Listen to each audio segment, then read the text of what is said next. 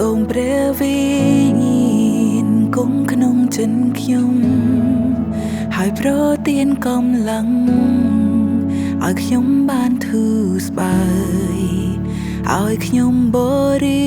សុទ្ធទាំងសម្អាតដោយភ្លើងសូមបងហាញដល់ខ្ញុំនៅផែនការនៃទ្រង់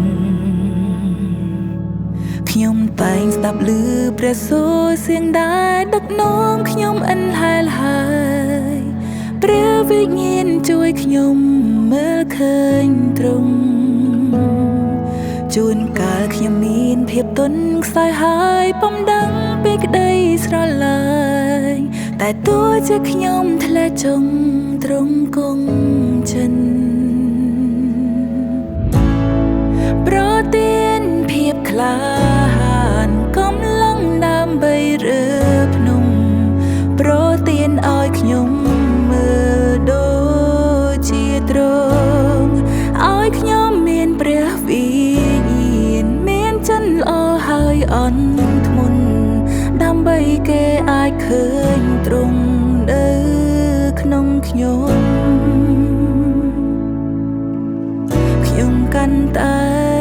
ដូចទ្រង់ដងខណ្ឌគុំនិតពេលខ្ញុំមិនដឹងច្បាំងដូចជាតឹងជន់ហូរខ្លាំងលិចលង់ក្នុងដួងចិនដួងខ្ញុំមិនអិនខ្ចង់ក៏ខ្ញុំមានជំនឿព្រះអាចធ្វើការអង្គចាតាមរយៈខ្ញុំតែងស្ដាប់ឮព្រះសូរសៀងដែលដឹកនាំខ្ញុំអិនហែលហើយព្រះវិញ្ញាណជួយខ្ញុំមើលឃើញទ្រង់